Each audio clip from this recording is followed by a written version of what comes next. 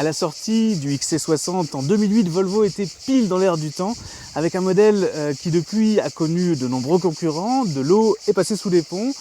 9 ans après, 1 million d'exemplaires, il était temps de passer à une nouvelle génération. C'est le cas avec cette version 2017, basée sur la plateforme modulable que l'on connaît déjà sur le grand XC90, découverte de la version D5 235 chevaux sur les magnifiques routes du Luberon.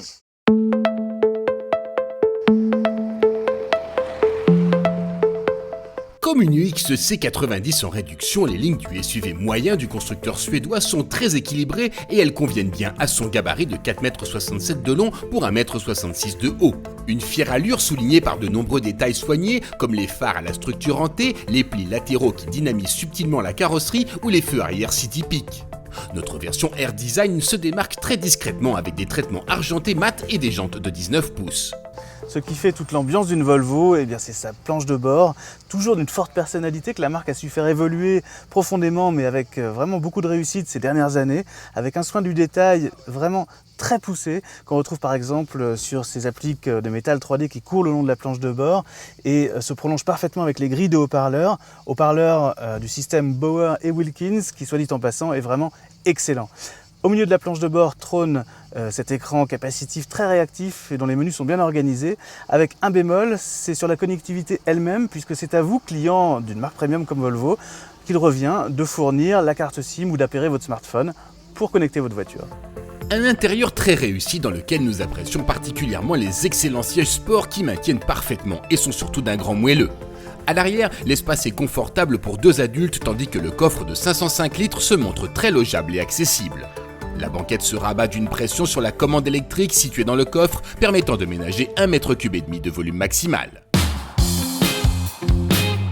Sur route, le XC60 est sous la surveillance de nombreuses aides à la conduite prêtes à intervenir. Sans les lister toutes ici, notons le freinage d'urgence capable de reconnaître piétons, cyclistes ou grands animaux, ou la direction active capable d'intervenir en cas de risque de sortie de route ou de manœuvre dangereuse avec un autre véhicule présent dans l'angle mort.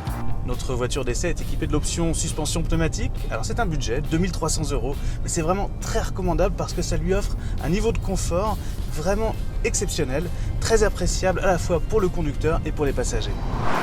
Une suspension orientée confort donc, même en version châssis sport qui se joue des presque 1900 kg de ce SUV.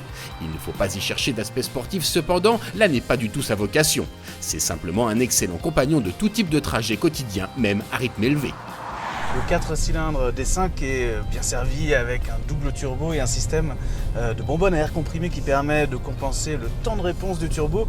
Tout est là pour donner d'excellentes relances à la voiture. 480 Nm, 235 chevaux.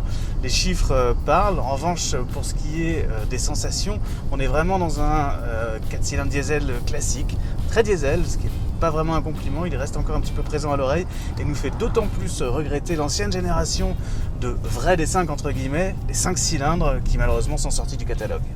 Heureusement, il se rattrape question consommation en restant autour des 8 litres au 100 en moyenne. Pour profiter du charme du XC60 en réduisant ses coûts d'usage, il faudra une mise de départ encore plus importante que les 58 000 € de notre D5 Air Design pour passer en hybride rechargeable avec l'excellent moteur T8 vendu 15 000 € de plus. Autre possibilité, s'armer de patience en attendant une version électrique annoncée pour 2019.